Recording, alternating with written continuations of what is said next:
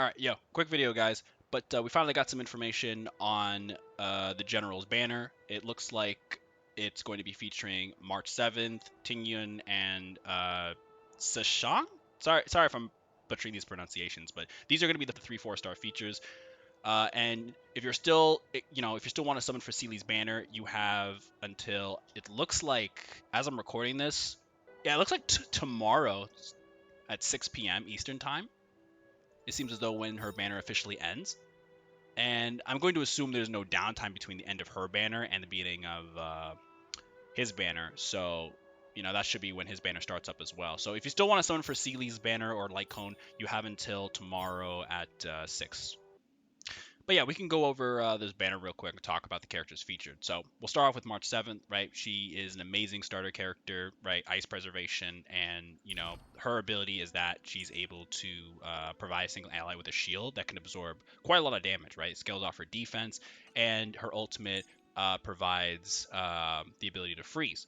And what I like about her is that not only does the shield last quite long and can remove debuffs from allies, but it also allows her to counter, allowing her to do more damage than what you normally expect from a defensive character like her, right?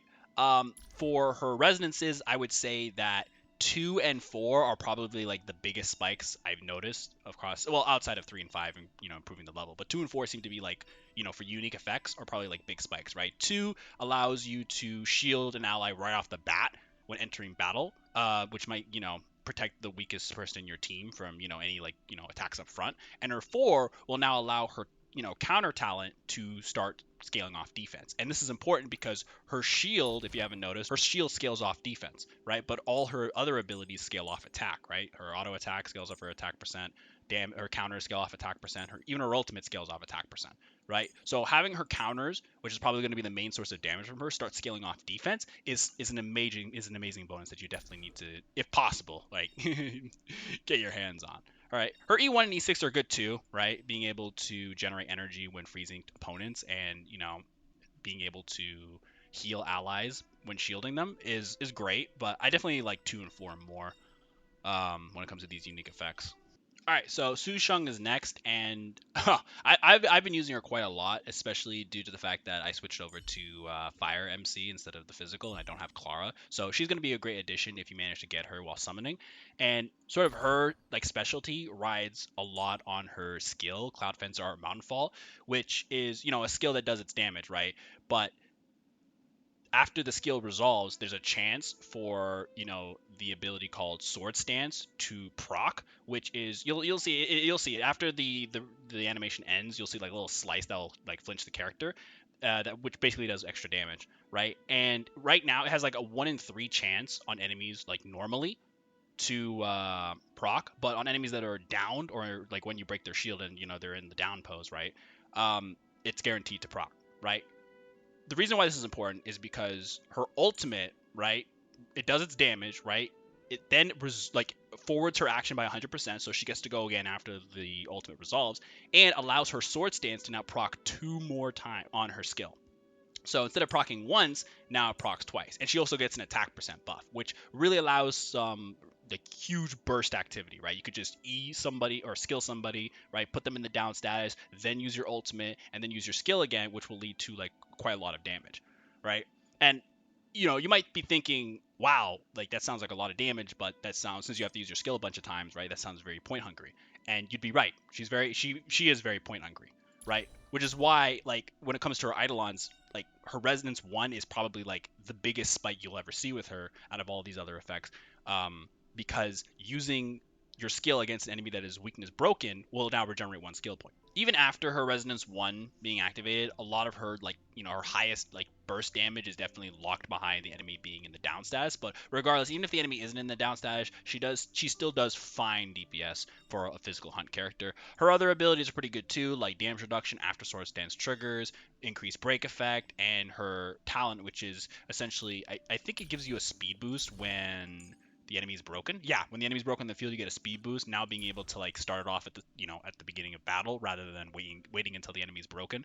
Right. Overall, very strong damage dealer. Really effective if the enemy's in the down status. So yeah, really, if you like her so much, you'll definitely enjoy. I personally love using her.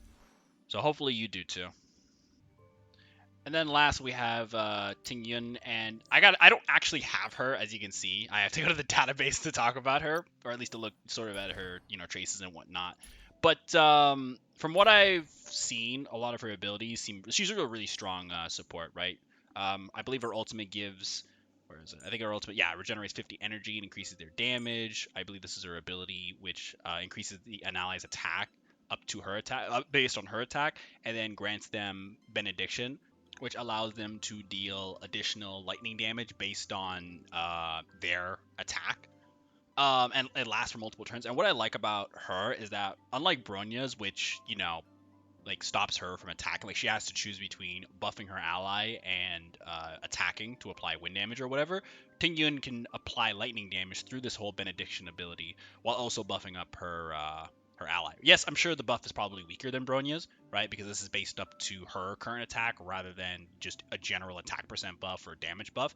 But I do like the ability to apply like her element while still being a support character, right? That's what I like about Asta so much, right? And then obviously, her other abilities, right? Increasing, her own speed, regenerating 5 energy, and just the ultimate is just really, really, really, really strong. As for her resonances, they're pretty good, right? Giving the person with benediction 20% more speed, right? Regenerating energy after defeating an enemy, strengthening the damage multiplier of the buff, and being able to regenerate what now 60 instead of 50 for her. Yeah, 60 instead of 50 energy, right? Pretty strong stuff, right? Very very strong support. I'm mad that I don't have her. So who knows? Hopefully I'll pull her in his banner. And then of course there's the big general himself, right? Just judging from his trailer, I'm sure he probably already gotten people to throw their Stellar Jades at him before the banner's even out. So, I mean, he's really cool. I'm not really going to talk about his stuff since I think his kit was shown before, like in a previous like test version, mainly because, things can change and what would be the fun in that, right? I want to see people's reaction to him when he comes out tomorrow. So that's overall the banner. Overall, really strong banner, right? Strong 4 stars. This guy is going to be a very great 5 star, I'm sure. Um, I just want to preface this by saying don't summon on his banner unless you want him, right? Don't summon on his banner if you want just the 4 stars, right? Unless you're indifferent or you have a lot of money or you like him, right? Don't summon on this banner. You're gonna throw your pity away and possibly not have it for the follow up banner, which could be, who knows who could be, right? Kafka, Silverwolf, right? The blonde guy, I forgot his name, starts with an L, who we were running around with as Don Hung. So only summon on his banner if you want him. We're also getting a new Light Cone banner to replace Sealy's, and the featured 4 stars are Only Silence Remains, Day One of My New Life, and Planetary Rendezvous, with the newest limited Light Cone being Before Dawn. And I'll briefly go over these just so if you're interested in summoning on the Light Cone banner. Although I feel like just like with Genshin, early on it's probably better to summon more in the character banner, and then transitioning over to light cones. But overall these are really strong light cones, especially the new limited one. Man, it's a good one.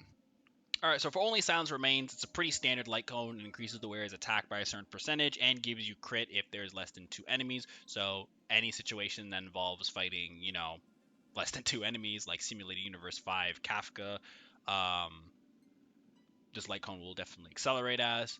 For day one of my new life, this increases the wearer's defense by 16% and gives all allies 8% damage res. I think that's supposed to be damage resistance, right? Which is pretty strong. It's actually strong enough to the point where you can't stack them if you bring another preservation character with the same light cone. So, I mean, this is a pretty, sounds like a pretty strong light cone if you ask me.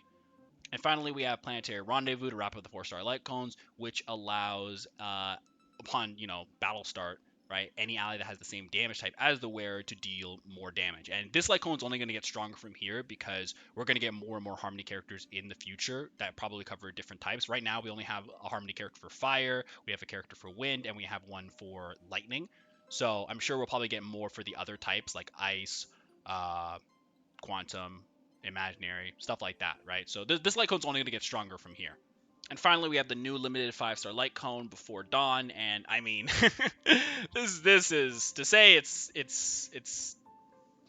strong sounds like an understatement, right? Being able to increase your crit damage and the wearer's skill and ultimate damage by percentage, as well as being able to deal more follow-up damage if they're able to, really allows not just characters that have follow-up damage in their kit, but also characters that can gain follow-up damage attacks, like in Simulated Universe, if you go like the Path of Elation or whatever, right? It really allows you to do like quite a lot of damage. This Lycone is going to be very, very disgusting, even if the character, and even if you can't do any follow-up attacks, like you still get a crack ton of crit damage, a crack ton of skill and ultimate damage, right? Like it's a really, really strong light cone. If you're interested in summoning on it, I wouldn't recommend it right now at least, but if you have money to spare or a jades to spare, go nuts. This is a really strong light cone, right? And obviously, you know, fuck the meta, right? Someone who you want, someone who's cool, right? Summon your waifus, all that stuff, right?